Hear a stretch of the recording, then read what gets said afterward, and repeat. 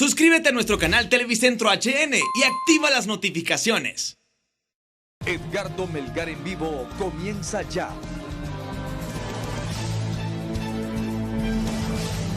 Buenas noches. En ausencia del licenciado Edgardo Melgar, director de 3030, le saluda Ramón Matute con un tema importante hoy, el avance de la epidemia del dengue en Honduras. De acuerdo a la Secretaría de Salud, vienen semanas críticas. Pero antes de hablar del tema, yo presento a mis invitados. Vamos a comenzar de aquel extremo con el vicesecretario de Salud, doctor Roberto Cosenza. Buenas noches, ¿cómo está? Sí, buenas noches, Ramón. Muchas gracias por tenernos en su programa y poder llevarles el mensaje a todos los hondureños que en este momento debemos de estar unidos todos para poder combatir el vector que realmente nos está afectando para transmitir lo que es esta enfermedad del dengue. Perfecto. Saludo también a la doctora Roxana Aranjo, epidemióloga. ¿Cómo está, doctora? Mucho gusto, licenciado. Es un gusto poder compartir con usted y con toda esta audiencia a nivel nacional. Y por supuesto, el subcomisionado de Copeco, Julio Quiñones. ¿Qué tal, Julio? Buenas noches. Es un gusto. Encantado de estar aquí para poder hablar sobre un tema de interés para todos los hondureños y que lastimosamente nos está cobrando la vida de muchos hondureños y que nos hace falta un esfuerzo enorme todavía por hacer para poder controlar esta situación y por ende tener menor cantidad de personas afectadas. ¿Qué les parece si comenzamos el programa con una perspectiva, con datos estadísticos de lo que está ocasionando el dengue en Honduras? Imagínese usted, de acuerdo a lo que tenemos acá en el programa, los datos que manejamos es que en todo el territorio nacional se reportan 34.840. Unos hablan que ya superan los 40.000. Bien, esto lo vamos a discutir acá en el programa, por supuesto. Dengue grave, 8.662 y no grave, 26.178. Las muertes por dengue se reportan hasta esta hora, confirmados vía laboratorio, 58 fallecidos, pero en sospecha 150 muertes. Yo inicio el programa esta noche preguntándole al doctor Roberto Cosenza, ¿estos datos son los que manejan ustedes? Sí, bueno, esta es la información que nosotros tenemos hasta la semana epidemiológica número 29. Sí. El día de hoy estamos terminando la semana número 30 como tal. Siempre tenemos un desfase de 1 o 2 semanas porque necesitamos recibir la información de las 20 regiones que tenemos a nivel nacional. Cada departamento tiene una región y tenemos 2 regiones metropolitanas, que es la del Distrito Central y la de San Pedro Sula. Nosotros consolidamos esta información. Estamos en las semanas más críticas en que la historia natural de la enfermedad siempre ha tenido una alta incidencia de casos y lo estamos viviendo según informes extraoficiales de concluir la semana número 30, donde nos han reportado que en esta semana se ha dado mayor número de casos que la semana número 29. Ahora, estos datos que ustedes manejan son datos confiables, porque los reportes que se tienen a nivel nacional, y eso hay que decirlo, principalmente en el departamento de Olancho, donde la espiral ha crecido, y en el departamento de Cortés, donde se mantienen los casos, son datos que ustedes manejan, ¿son reales estos datos? Porque existe la sospecha entre la población que los datos que se están dando no son los reales. Bueno, esta es la información, nosotros dependemos la información que nos manden las regiones. Sí. Y la información real la da la Secretaría de Salud, donde nosotros tenemos la unidad de vigilancia de la Secretaría, que es la que se encarga de monitorear todas estas enfermedades y donde semanalmente nos tiene que informar cada una de las regiones. Como le digo, tenemos siempre un desfase de 1 o 2 semanas que nos envíen la información. Si hace falta algunos datos estadísticos por poder concluirlos, sí, debido de que esto lleva un proceso. Usted una muerte no la puede decir, la tenemos que recibir primero como una muerte sospechosa. Luego pasa a ser confirmada por laboratorio. Después pasa a ser certificada la muerte por un comité de expertos que está conformado por un especialista en medicina interna, ginecología, pediatría, epidemiólogo, donde se revisa el historial clínico en el momento que ingresó el paciente. Ahora, el tiempo, ¿cuánto se tarda para identificar realmente que esta persona tiene dengue grave?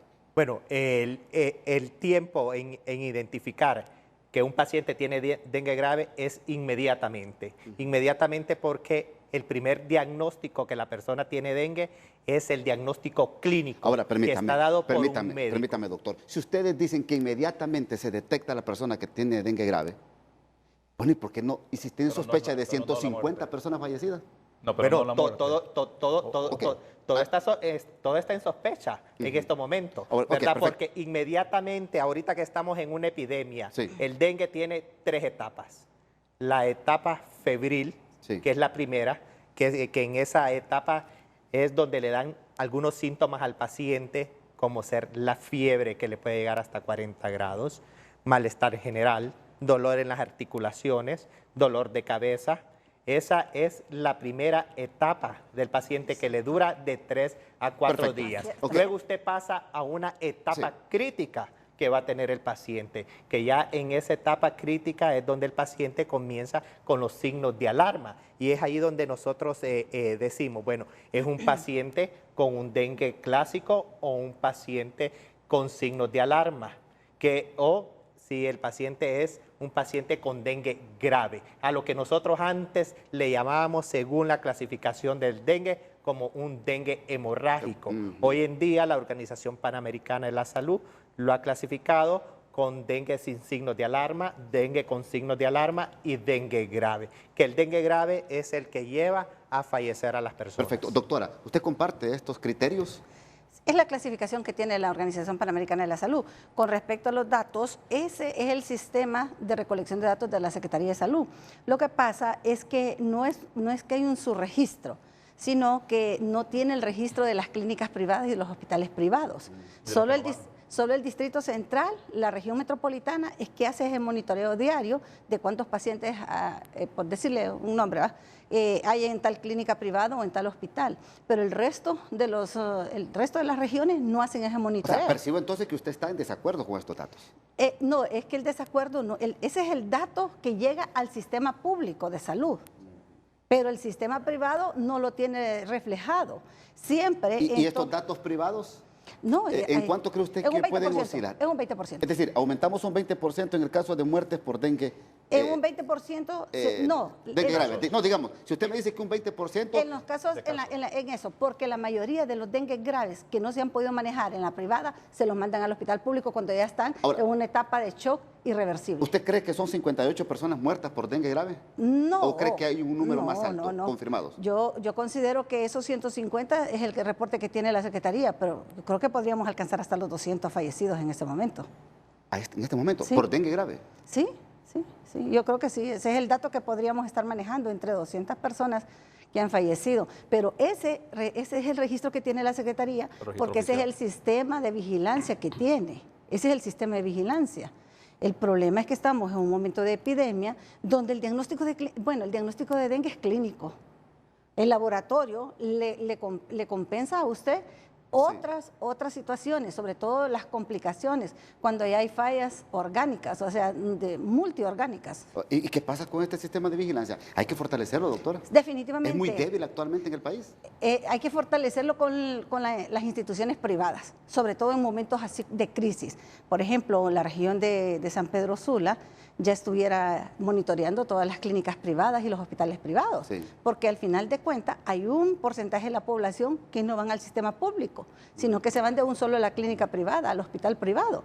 Y ese es el subregistro que siempre ha existido, porque nunca se ha registrado el sistema privado como tal. Ahí está. Seguro Social que reporta, Seguro Social le reporta a la Secretaría y están las 18 regiones, 20 regiones, 18 departamentales y dos regiones metropolitanas, que San Pedro Sula y el Distrito Central, más los hospitales. Ahora, yo le quiero hacer una consulta, porque mire, si se habla que el problema del dengue en Honduras es cíclico, que viene a representar un impacto a la salud hondureña cada 6 años. Ya no. ¿Ya no? No. O sea, usted está contradiciendo lo que dice la OPS. No, ya no puede ser cíclico, no podría ser cíclico. Antes hablábamos de 3 o cada 4 años y no estoy contradiciendo la Organización Panamericana de la Salud, sino que tenemos todas las condiciones como para que todos los años sean eminentemente epidémicos. Entonces, todos los años debe de prepararse el gobierno. Exacto. ¿Y por qué no se prepara el gobierno? Le consulto a usted, que es su comisionado de Copeco, por favor, ¿por qué no se prepara a tiempo el gobierno para prevenir este tipo de enfermedades y de epidemias? Pero no solo el gobierno, porque Eso no puede ser solo responsabilidad del gobierno. Es que el gobierno maneja la administración pública en salud. Y cada ciudadano. Es cierto, y yo comparto con usted. 9 millones de hondureños, Ramón. Haciendo la labor preventiva, no tendríamos problemas de dengue. Es facilito. Eliminando criaderos, siendo aseado con el manejo del agua, teniendo ese cuidado, no tendríamos problemas de dengue. O sea, esta cuestión es muy sencilla. Ahora, todos los años tenemos que prepararnos. Sí, no, todo el año debemos estar trabajando, todos los años. Y revisás el récord histórico, 1999, algo reciente. Fueron 18,000 casos. Y así todos los años. Hay unos años mucho más altos como este, que creo es de los más críticos, excepto el que usted mencionaba. Bueno, ¿y dónde está la falla entonces? ¿Dónde está la falla? Vamos ahí. Por favor. Hay que trascender. El dengue es una enfermedad multifactorial que depende de un montón de circunstancias. Entre las principales está el abastecimiento del agua potable. Es decir, si nosotros tenemos una población que solo cubre el 60%, 65% del abastecimiento del agua potable, significa que tenemos un 35% de la población que no le llega ese recurso. ¿Sí? Y que lo tiene que agenciárselo de cualquier forma. ¿Y cualquier forma qué es? Comprándolo en los tanques cisterna, ¿sí?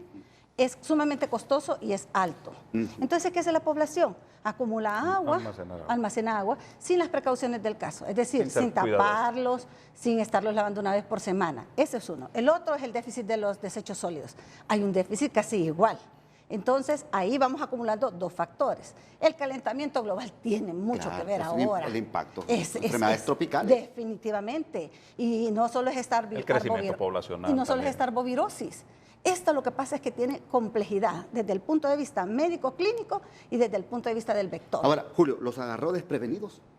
No, nosotros, declaratoria de emergencia 2 de julio. La epidemia del dengue agarró desprevenido al gobierno, agarró desprevenido los registros, la seguridad sanitaria del país.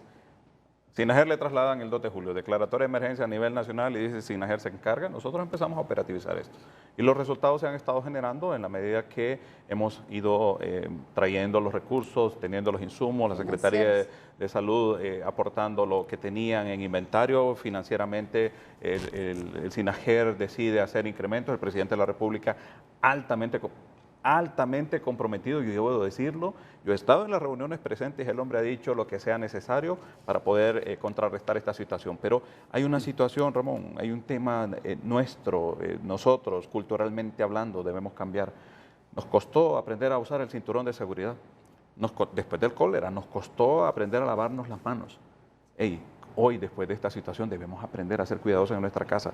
¿Tenemos problemas de agua? Sí, es cierto. ¿Tenemos problemas con el manejo de los desechos sólidos? Sí, sí es cierto. Estamos creciendo en las zonas urbanas y periurbanas, hay un crecimiento poblacional increíble. Si la capital está doblando su perímetro cada 15 años. ¿El 3 de julio? ¿Cuánto fue? 2 de julio. ¿2 de julio? 2 de julio. Doctor, ¿fue tarde esta declaratoria de emergencia? No, esa fue la declaratoria nacional. Esa fue la segunda declaratoria. Sí, porque venimos de que desde el comienzo de año se viene trabajando. Se viene trabajando porque se ve de que ya veníamos con un alto número de casos de dengue grave que se venían enfrentando, porque como le decía anteriormente, este es el dengue que realmente está matando a la población, el dengue grave. Entonces se trabajó, se interviene sobre todo el departamento de Cortés, que ha sido el departamento que más casos nos ha notificado desde un inicio de año. ¿Por qué? Porque las condiciones realmente del departamento de Cortés es propicio para que este vector se propague. Hay que ver que el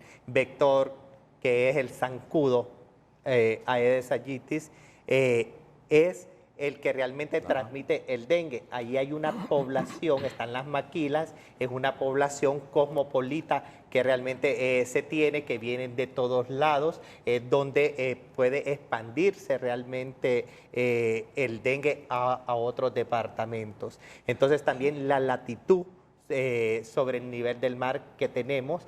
Mire, son condiciones climáticas realmente apropiadas para tener el mayor número de casos. Se compran los insumos, que se realiza esto a través del fideicomiso, se invierten 29 millones de lempiras para poder comprar lo que es el BTI. El BTI no es más que un bacilo. Son cristales que se introducen en los recipientes de agua para que estos se los coma la larva y luego la larva muere. Perfecto. Antes de irnos a la pausa, 30 segundos su reacción de esto que dice el doctor. Fue tardía. Fue tardía. Fue tardía. El año pasado, en octubre, noviembre, ya se daban los inicios de brotes epidémicos en el continente. No solo era Honduras, era Guatemala y era Estados Unidos. Sí bien es cierto que hubo cambio de autoridades en la Secretaría, pero en las primeras semanas, en las primeras 6, 8 semanas, o sea, enero y febrero, donde mira usted que es sostenible, desde ese momento, ojo, hay algo que está pasando. Hay una unidad de vigilancia de la salud que le debe dar la alerta al ministro, al secretario de Estado que esté en ese momento para decirle, está ocurriendo esto. Y desde ese momento empezarlos a iniciar con la adquisición de insumos. Bueno, de hecho el doctor hizo varios oficios solicitando los insumos desde esa fecha. Sin embargo, hasta que el presidente, ¿verdad?, se ha puesto la camisa y de frente está contra la lucha de este vector, sí, es que se mira la actividad más fortalecida. Perfecto. Vamos a ir a la primera pausa, pero desde ahí yo lanzo la primera pregunta, o la pregunta siguiente, que sería el doctor Roberto Cosenza, y que nos diga realmente aquí en el programa de esta noche, ¿hay o no hay ébola en Honduras? Hay tanta queja y tanta desesperación en la población, principalmente en Juticalpa, y una abuela de un estudiante universitario en Ceiba, que dijo que su hijo no había muerto de dengue, sino de otra epidemia. Antes, en su homilía, el cardenal Óscar Andrés Rodríguez se refirió a este tema. ¿Cuándo vamos a entender, queridas hermanas y hermanos, que necesitamos cambiar la cultura? Que no podemos vivir en una cultura de la sociedad, de la suciedad. No podemos vivir en una sociedad de la basura. No podemos vivir en esa cultura de dejar ahí que esté el agua mal almacenada y criando mosquitos y zancudos. No puede ser. No vamos a erradicar las enfermedades con humo. Tenemos que erradicarlas con una nueva cultura de la limpieza, de la salud. Pero todos, nadie puede decir eso a mí no me toca. Si todos no nos unimos, no vamos a erradicar la enfermedad.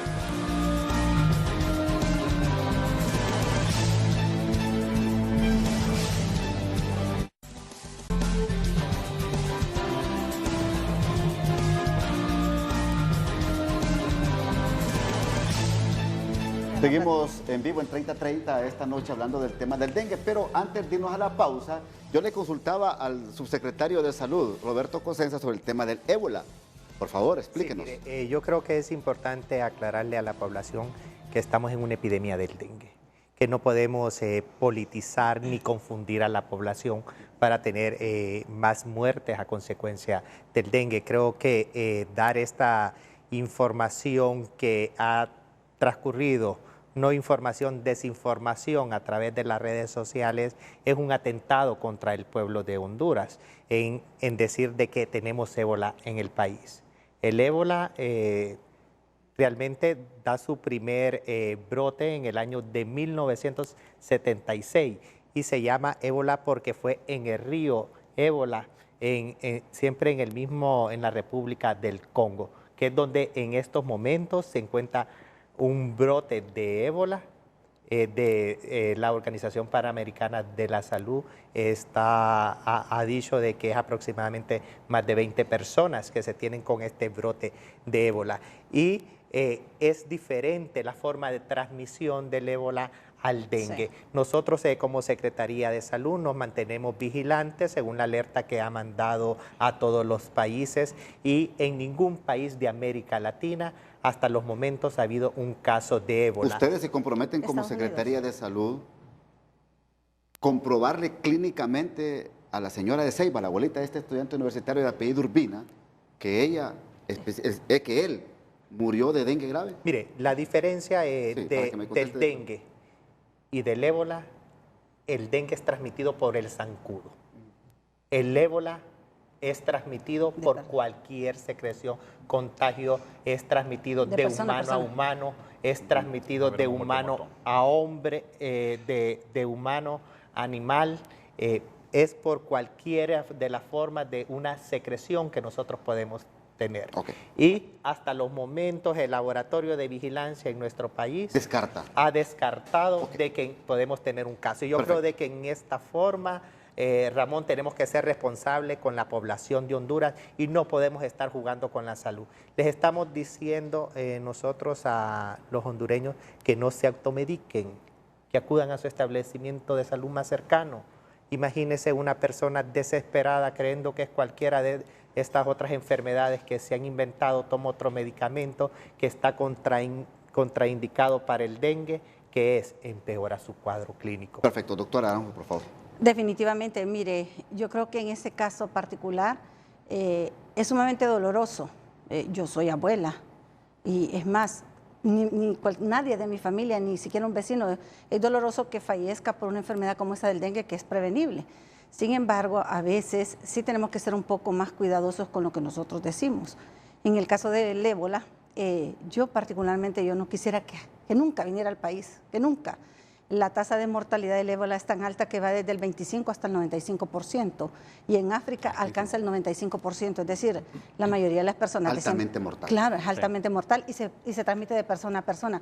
Con una poquita de secreción que usted pueda, que le pueda salir a usted, ya otra persona puede quedar infectada. Claro que son enfermedades de notificación obligatoria en el mundo, no solo en esos países, sino que son de notificación obligatoria. En el caso del joven, cuando se sospecha que no es dengue, lo ideal es hacer una autopsia realmente, porque es el único estudio que le va a decir a usted qué fue la causa de fallecimiento. ¿Usted recomienda entonces una Eso autopsia? hubiera sido lo ideal en ese caso si había tanta sospecha, porque al final de cuentas él termina siendo tratado en un hospital privado de Atlántida de la Ceiba. Por favor, Julio. Yo creo que es altamente importante hoy no prestarse a la desinformación. Ramón, entendemos el dolor de la gente y por eso estamos trabajando de manera extraordinaria mañana, tarde y noche para poder contribuir y bajarlo la cantidad de personas que fallecen, pero yo creo que hay que ser muy responsable con eso. OPS generó su comunicado en donde aclara este tema del ébola. Y ese otro comunicado que tú tienes ahí también de un equipo aquí en el país. Y hemos hecho las consultas necesarias para poder aclarar de alguna manera. Entonces, el mensaje a la población es que por favor sean altamente cuidadosos con difundir este tipo de informaciones. Sí, la OPS ha también establecido un comunicado donde descarta en Honduras el mal del ébola, pero sí ha dicho y ha alertado a todos los países del mundo que es importante tomar en consideración que se encuentra concentrada en la República del Congo, de acuerdo a lo que dice el comunicado, pero que es importante que los países del mundo mantengan esa vigilancia sanitaria, epidemiológica, de tal manera de poder controlar esto. Por supuesto. Hay un comunicado también de la Sociedad Hondureña de Enfermedades Infecciosas, que lo vamos a leer aquí en el programa, porque es importante también conocer el punto de vista. Y rápidamente, los puntos más importantes. La enfermedad por virus de ébola se transmite en África, entre animales salvajes, y su reservorio principal son algunas especies de murciélagos, antílopes, primates y también puercoespines. No existe evidencia clínica, epidemiológica ni laboratorial de la presencia del virus de ébola en el continente americano y particularmente en Honduras, con más de 23,000 casos de dengue y 51 muertes reportadas en la plataforma virtual de la Organización Mundial para la Salud. La epidemia se ha desbordado en el territorio nacional con un alto número de casos severos y muertes por dengue, especialmente en escolares y adultos jóvenes. Esto es en parte lo que dice este comunicado, que es la posición de la Sociedad Hondureña de Enfermedades Infecciosas. Volviendo al tema del dengue, doctor Aranjo, desde enero, dice usted, ¿tuvo que haberse decretado emergencia por este problema? Tal vez no desde enero, porque en enero lo que se venía viendo era un remanente de una alta incidencia de casos del año anterior. Sí. Pero si esta alta incidencia de casos todavía se mantenía en el mes de marzo, ojo, algo estaba ocurriendo, y sobre todo en la costa norte. Creo que la emergencia nacional debió darse por el mes de abril.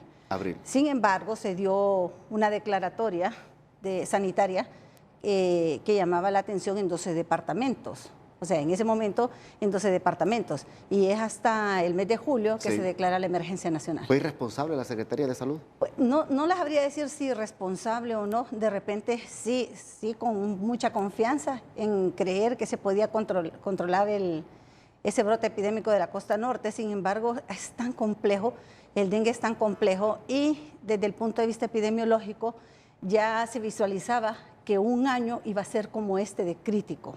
¿Por qué?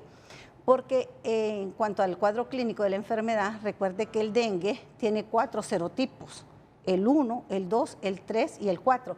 Y en algunas partes del mundo ya se menciona un quinto serotipo, pero eso nosotros todavía no lo tenemos. Ahora, pero desde hace un año. Pero lo que le quiero decir es esto. Favor.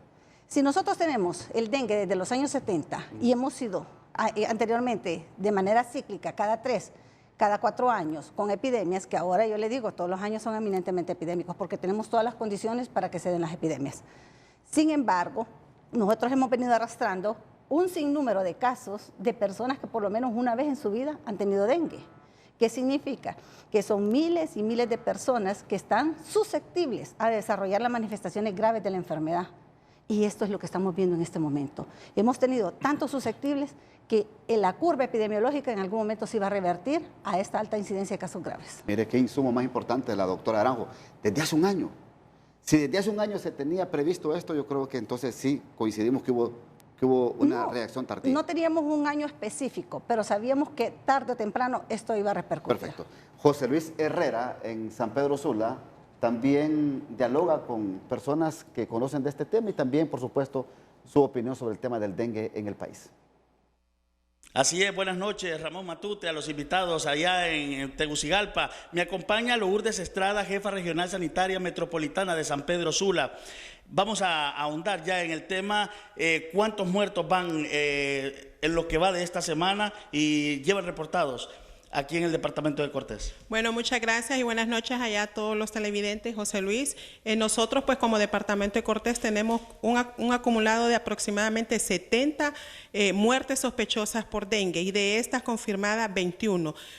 Lo que significa tanto para San Pedro Sula como para el resto de los 11 municipios de la departamental de Cortés, lo que representa casi el 35% de muertes a nivel nacional. Sí, ¿cuántos casos, entre ellos graves y no graves, llevan reportados de dengue en el departamento de Cortés? Bueno, es aproximadamente el 35% porque se relaciona de total de ingresos y de los signos de los dengues que no son con signos de alarma y de las muertes que en su mayoría pues ingresaron como graves y presentaron la defunción. ¿Están colapsados los hospitales en este momento, doctora?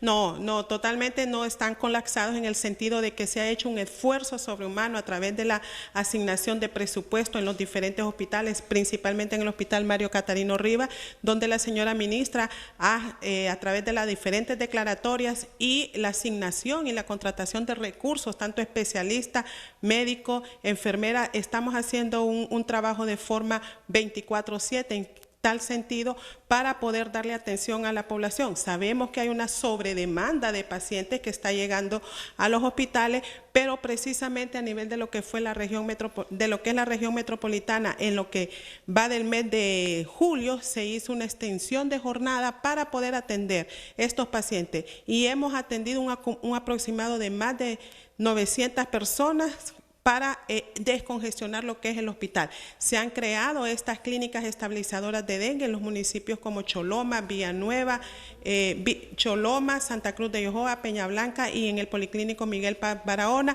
que sumado a esto viene a descongestionar los hospitales. Muchísimas gracias, doctora Lourdes Estrada, jefa de la región sanitaria metropolitana en San Pedro Sula, brindándonos las estadísticas. El departamento de Cortés es el departamento más afectado por dengue y San Pedro Sula como municipio. Regresamos a Tegucigalpa. El departamento de Cortés, sin duda alguna, es el de mayor incidencia de dengue. Doctor Roberto Cosenza.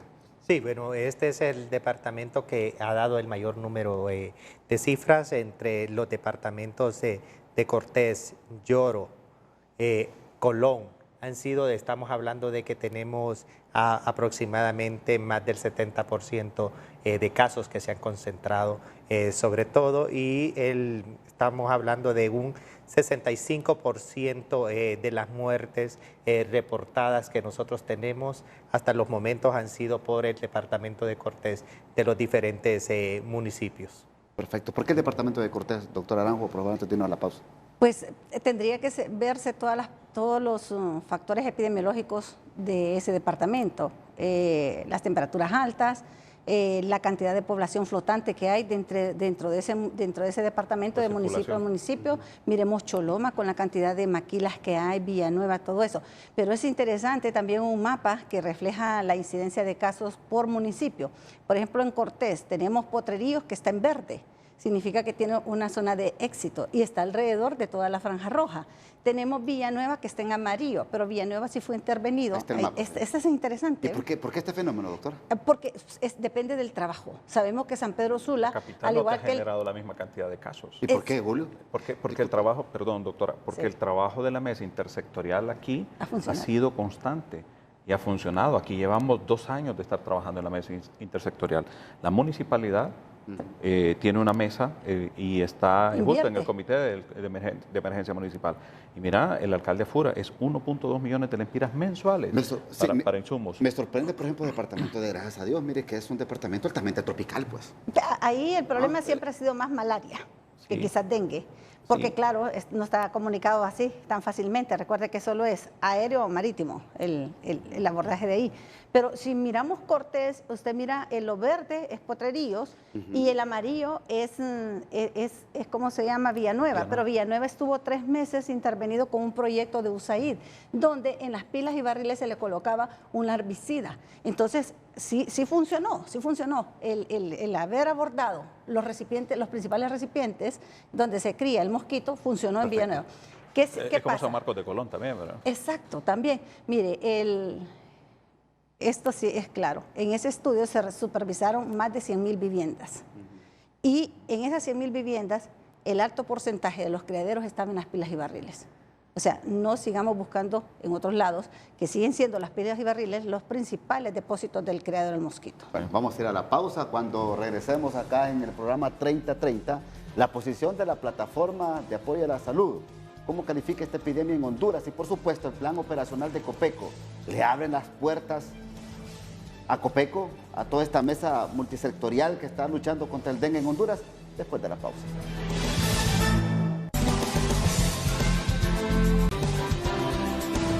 El plan operacional de Copeco a nivel nacional y de esta mesa multisectorial, ¿cómo avanza? Se inició con el equipo de salud y los técnicos de salud. Luego se le traslada al SINAGER la emergencia y empezamos a trabajar las instituciones del sistema. Luego reunión con los alcaldes, en donde empezamos a incrementar ya con los alcaldes las actividades. Y este fin de semana, empleados públicos que se sumaron. Pero operacionalmente estamos en los 298 municipios trabajando con los recursos suficientes. En camino, entre lunes y martes, tenemos más bombas termonebulizadoras, las bombas fijas también, para poder incrementar nuestra capacidad operativa y poder cubrir un poco más de territorio. Y lo que hemos hecho, Ramón, es trabajamos en la mañana. A las 6 de la mañana ya estamos en el barrio que nos corresponde hasta el mediodía.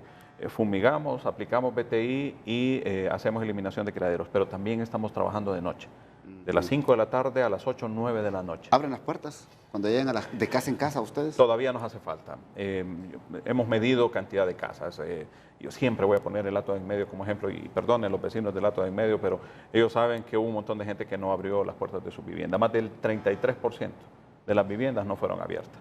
En La Joya tuvimos aproximadamente un 15% de viviendas que no fueron abiertas. O sea, todavía hay personas que no nos abren. Fíjate que en la Kennedy, Ramón, tenemos un poquito más de participación de la población. Sí. Y yo podría decir que el número ahí es bastante significativo en el sentido de que son pocas las que se quedan y si se quedan tienen una razón de ser. Ahí sí hemos estado teniendo mayor participación de la población. Colonias como Villanueva, Los Pinos, Cerro Grande, colonia como la 3 de Mayo, Villanueva, ahí está, Zapote Norte, Zapote Sur, todas estas colonias han abierto. Villanueva, que fue de las primeras que empezamos a intervenir y que estuvimos alrededor de un mes, ya hicimos los 3 ciclos ahí en esta colonia. Fue complejo al inicio, pero en la medida que íbamos interviniendo, fuimos incrementando. Solo hay un pequeño sector todavía que nos hace falta por atender, por otra condición ahí, pero al final la gente terminó entendiendo. Miraflores estuvimos y Ramón, ahí fue apertura completa en los municipios. Hemos visto este fin de semana que tuvimos esta mega actividad del día en donde participación completa de un montón de instituciones. ¿Ustedes creen, Julio, que no ha existido valor por parte de las alcaldías municipales, por parte de la Secretaría de Gobernación y Justicia y Municipalización y todo lo que contiene esta secretaría, en aplicar sanciones a los dueños de solares baldíos privados y también ejidales y también municipales, el mismo gobierno con los terrenos nacionales, en aplicar sanciones fuertes, porque realmente es ahí donde se debe de comenzar? Mire, cuando miran la sanción es cuando se actúa. Sí, estoy de acuerdo. ¿Por qué no se ha hecho? Lo del cinturón funcionó porque nos sancionaban si no andábamos en Claro, cinturón, ¿verdad? y ahora es que los carros hay que... Pero parte de la reunión esa que se tuvo con el presidente, la instrucción es a todos los gobiernos locales y se habló con la gente de Lamón, el presidente de Lamón, la declaratoria de emergencia y las ordenanzas municipales necesarias para aplicar sanciones a aquellos vecinos que no colaboran. Pero, o sea, sí, los terrenos baldíos, sí, hay que trabajar en ellos y eso, pero nos interesa mucho también la limpieza. ¿Y por qué no se aplica sanciones a los dueños de viviendas? Hay un a tema esos que no abren las puertas. Sí, y le decíamos a los alcaldes, si ustedes son los coordinadores del Comité de Emergencia Municipal, pero hoy son ustedes los que deben liderar la Mesa Intersectorial de Salud. Y entonces hemos venido de a poco sumando y hemos visto resultados, Ramón, y vamos incrementando la capacidad operativa en este sentido, porque diputados, gobernadores, instituciones, alcaldes, fuerzas vivas, hemos visto cómo este movimiento se está incrementando y por lo que dice la doctora, las próximas 3 semanas son vitales. Entonces necesitamos incrementar la capacidad de intervención en barrios para eliminar criaderos, para poder matar larvas, para poder matar zancudo y de esta manera ya ponerle control a esto. Perfecto. Vamos a ir a la pausa entonces, porque sí es importante hablar de estas 3 semanas que se avecinan para Honduras. De acuerdo a lo que han dicho aquí nuestros invitados en el programa, 3 semanas críticas y que también la secretaria de Salud, Alba Consuelo Flores, lo ha advertido a la población hondureña. Ya regresamos.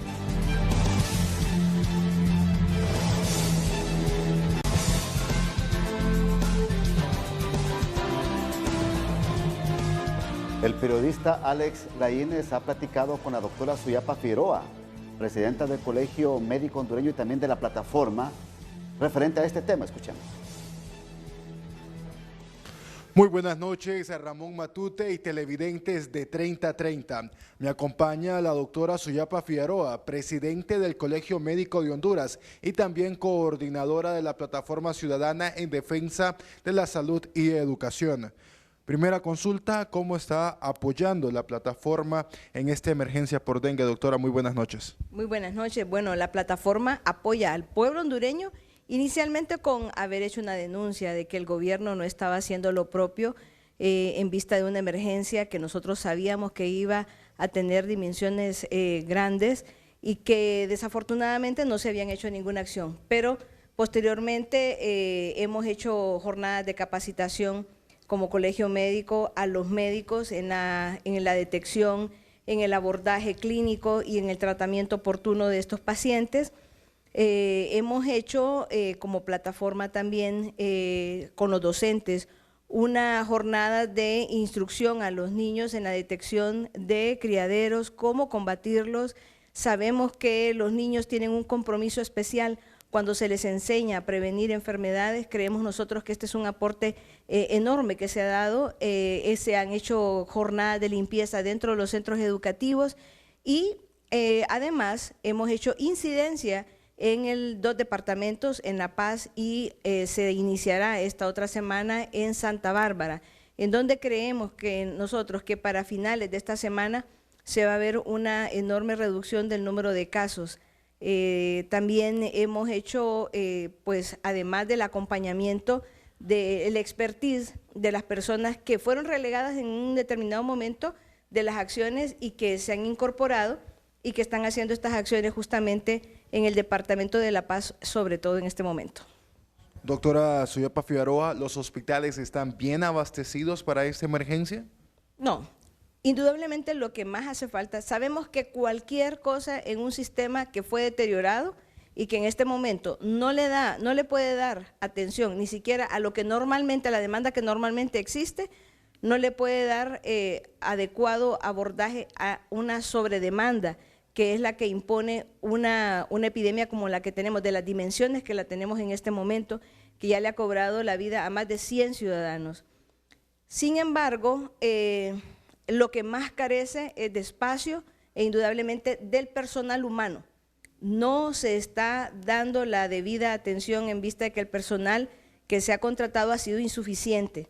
Y no estamos hablando de especialistas, estamos hablando de médicos generales, la atención primaria, que ellos puedan atender los pacientes en sus centros de salud, en los centros de primera atención, y estos definitivamente no se han contratado. Nosotros diríamos que esa sería una acción a hacer con prontitud y que se debe hacer en lo próximo, y nosotros comprometernos a dar la capacitación a esos médicos generales en el abordaje, en la atención de los pacientes que estén graves por esta enfermedad. Muchísimas gracias. Escuchábamos las declaraciones por parte de la doctora Suyapa Figueroa, presidente del Colegio Médico de Honduras y también coordinadora de la Plataforma Ciudadana en Defensa de la Salud y Educación. Ramón Matute, regreso con usted al estudio principal de 3030. Bien, gracias Alex. Laínez, dos cosas, por favor, doctor, que dice la doctora Figueroa. Número uno, la atención no es la adecuada, no es la inmediata en este tema del dengue, y que los hospitales no están abastecidos de medicamentos. Sí, bueno, mire, desde que comienza la epidemia y se tiene la primera declaratoria, se han abastecido los hospitales de los insumos necesarios. Los 32 hospitales a nivel nacional, según la red hospitalaria que nosotros manejamos, cuenta con el abastecimiento tanto de insumos como de medicamentos. El medicamento indicado para tener en caso de un paciente con dengue es el acetaminofén. Todos los hospitales tienen acetaminofén, tienen sueros y sales de rehidratación oral en estos momentos que nosotros hemos estado abasteciendo los pacientes. Hay que ver una situación. Estamos en una epidemia. Ningún hospital tiene una sala específica de dengue. El hospital básico, que es el de menor categoría, según nosotros tenemos, el hospital básico comprende 5 especialidades: medicina interna, cirugía, ginecología, cirugía general y ortopedia. Ninguno tiene una sala específica para tratar el dengue. ¿Qué es lo que está pasando en estos momentos? El paciente no está llegando realmente a tiempo a recibir esa atención médica. Debería de ir la persona en cuanto presente fiebre, acudir a su establecimiento de salud más cercano. Ahora, doctor, para poderle dar el manejo al paciente. Permítame, doctor. Bueno, si vamos a tener el dengue permanente cada año en Honduras, ¿por qué no establecer estas salas especiales para tratar personas con dengue? ¿Por qué no comenzar a construir los centros hospitalarios de Honduras, estas salas especiales? No. Porque no es la base nosotros tener una enfermedad permanente en el país. La base es prevenir que todas estas, porque en este momento es el dengue, pero el zancudo no solo transmite el dengue. Nosotros tuvimos en el 2015 una sala para tratar problemas de arbovirosis. Una epidemia. Lo que tenemos que trabajar nosotros y todos los hondureños es realmente en eliminar los criaderos de mosquitos que venimos de nuestros hogares. Mire, la prevención va a ser el éxito de cualquier sistema de salud. ¿Dónde va a comenzar la prevención? Va a comenzar en nuestros hogares. La prevención va a comenzar en cada uno de nosotros los hondureños, donde nosotros tenemos que ser responsables por nuestra salud, ser responsables por la salud de nuestra familia, incluso hoy en día con esta epidemia que estamos viviendo, ser responsable también por la salud del vecino. Doctor, el municipio de Pimienta, en el departamento de Cortés, no reporta ninguna muerte hasta esta hora, ¿verdad?, por dengue. Bueno, mire, hay muchos alcaldes que se han venido incorporando Yo creo de que esto es bueno resaltarlo.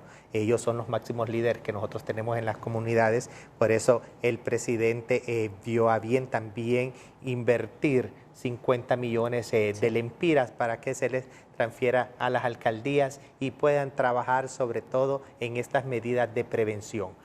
Nosotros realmente vamos a seguir recibiendo enfermos en los hospitales mientras no hagamos esas medidas de prevención. Mientras nosotros no controlemos el ciclo del vector, que es el zancudo, vamos a seguir teniendo más enfermos en los hospitales. De nada nos va a servir, Ramón, realizar 11.000 fumigaciones, pero si la larva la tenemos en nuestros hogares y sigue creciendo. En eso estoy de acuerdo. Yo creo de que aquí tenemos que hacer conciencia todos. Mire lo que ha pasado en el municipio de Santa Cruz de Yojoa. Tenemos ahí unas imágenes esta noche, porque el alcalde Marlon Pineda está trabajando en este municipio también para prevenir esta enfermedad. Eliminar criaderos de zancudo. Y ahí donde Copeco también, ahí están las imágenes, mire. Esto es lo que este es el plan operativo de trabajo en barrios y colonias del municipio de Santa Cruz de Yojoa. Y los jóvenes se han involucrado directamente, sin colores políticos, se han involucrado a trabajar. Por favor, Julio. Mira, Ramón, y debemos reconocer esfuerzos. Yo estuve con el alcalde de Santa Cruz y estuvimos hablando un poco sobre cómo ellos han estado manejando esta situación y cómo han decidido invertir incluso para poder atender. Ellos tienen una condición complicada. Mañana incluso vienen para acá, porque vienen a traer un insumo que nos están pidiendo que les apoyemos y que aquí hemos logrado encontrar. ¿Por qué? Porque esa voluntad es la que necesitamos, pero en los 298 municipios. Claro. Mira, el alcalde Afura, no le gusta mucho, pero el hombre ha invertido recursos, le ha dado a la Secretaría de Salud 1.2 millones mensuales para poder comprar combustibles y ese tipo de cosas, más el equipo del Comité de Emergencia Municipal, más la Gerencia de Salud, más todo el equipo de limpieza trabajando en este tema. Y como ese, hay una lista larga de alcaldes que sí han hecho las cosas como deberían. El de San Francisco, ahí también, en Yojoa. Y pregunta de qué color político son.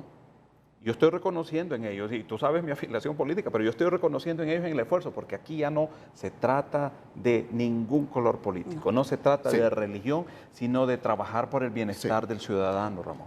Doctora, por favor, actualíceme datos. Y esto es preocupante porque de acuerdo a las semanas epidemiológicas, estamos hablando que hoy concluye la semana número 30. Mañana inicia la semana 31. Pero los casos de dengue aumentaron cada semana. Exacto. Cuando nosotros nos ¿Le parece si lo hacemos después del corte comercial? Perfecto. Perfecto, vamos a la pausa y ya regresamos. El dengue está haciendo estragos en la población infantil en el país. Yo no decía, mi Diosito, tú me la vas a salvar. Ya no pueden hacer nada por él. Entonces por eso vamos para San Pedro. Frío en el cuerpo, todo el cuerpo, dolor de sordera. Fiebre, dolor de cabeza y dolor de cuerpo. La niña de 9 años de edad que murió pues de dengue. Fiebre, le empezó a él, sangrado en la naricita. Si yo no lo muevo, él hubiera muerto. Me tenía los ojitos abiertos, ya después ella me los cerró. Alerta, el dengue mata.